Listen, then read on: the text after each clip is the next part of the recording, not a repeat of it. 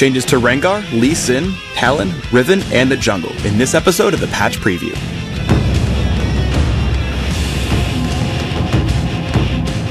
Hello everybody, welcome to the first patch preview of 2013.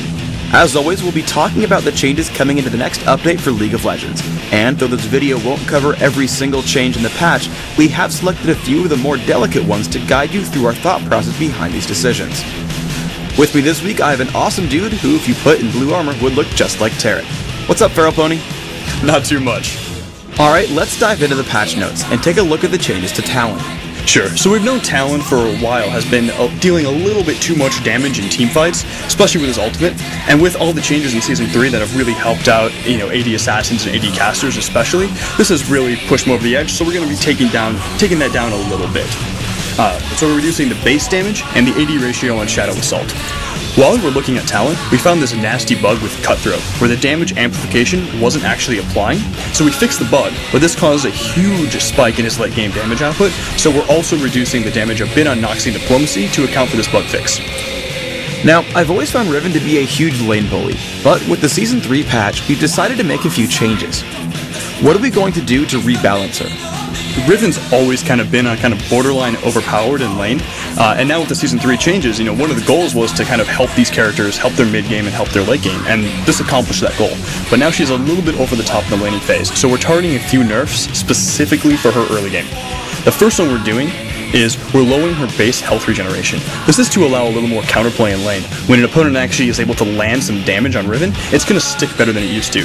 She's already a champion who has a lot of really good tools. She has an on-demand shield, she has an on-demand stun, and she can hop all over the battlefield. This gives a lot of control to Riven players, and we didn't take any of those tools away. We thought we'd chip away at the base stats instead. I understand we're also changing the cooldown on her ultimate. Sure, so we're increasing the cooldown on the early ranks of her ultimate especially, because right now she's just snowballing top lane too hard. We actually like where it is, again, late game and mid game in her performance there, but the problem is if she gets an early lead on you and gets a little bit of an edge and gets a kill off, by the time you respawn and get back to lane, her ultimate's already able to be cast again, and she'll just kill you over and over and over again. And this is causing her to snowball a little bit too much out of control. We've seen a lot of feedback from the community about some of the recent changes to Rengar and Diana. Many feel that they went a little bit too far. How do we feel about where they're at now? We feel the changes were overall in the right direction and actually contribute a lot to sort of the healthy gameplay these characters can bring, but we actually agree with you guys on this one. We went a little bit too far. So we're scaling back the Diana and the Rengar nerfs for this patch. Rengar specifically is also getting a few other changes as well. The first is we're changing the way his heal works on the Empowered Battle Roar. Before, it used to scale off at the percent of his maximum health. Now we're changing it to a flat value based off of his character level. This will keep the heal relevant and not have it totally blow out of control when Rengar only stacks health, and allow him to build some more damage items and still benefit from the ability. The other change we're doing is we're buffing Bone Tooth Necklace a little bit. It's sort of one of Rengar's cool, unique things. He has this item that no other champion can buy, and right now it's feeling a little bit too useless. We wanted to give it a little bit of that love back, so that way, he can build it and still feel good. Evelyn's had a bit of a tumultuous balance history. I've heard that this week she's back on the balance board. What are we doing to her this patch? Yeah, Evelyn's always been a tricky champion to balance because her role in League of Legends is so unique. Right now, I actually feel her core gameplay is pretty good. The one thing that's kind of out of line and causing her to snowball out of control is really her ultimate. It's a really strong initiation tool, gives her that durability she needs and a lot of, opening damage in a teamfight, and we actually like that a lot. And there's two problems with it right now. The first problem is the cast rate is really, really long. It's far outside of her stealth detection radius, so therefore she can basically snipe people with it. We're not super happy with that, so we're bringing down the cast range to better match her stealth range. The other change we're doing is we're changing it from percent maximum health to percent current health. Right now it's too often being used as an execute when it really should be used as an opening move. It's been a long time since we've made any significant changes to Lee Sin, but we're going to be doing something this patch. Can you tell us a little bit about that? If you've been around the community for a while, you'll remember back to Freak's April Fool's Champion Spotlight about Lee Sin, where he said this. Lee Sin is a ranged, melee, tanky DPS, assassin, mage, tank, support, jungler. He excels at everything. Unfortunately, that's too true at the moment. He actually fulfills all of those roles relatively effectively.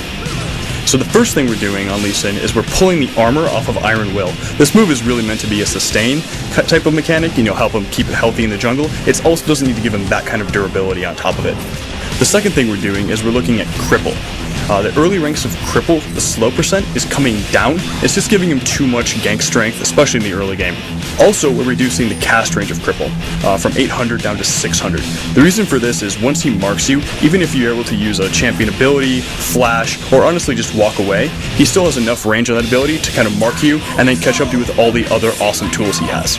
We made a ton of changes to the jungle in our big preseason patch last month, but we're doing some additional tweaking now. What can you tell us about that?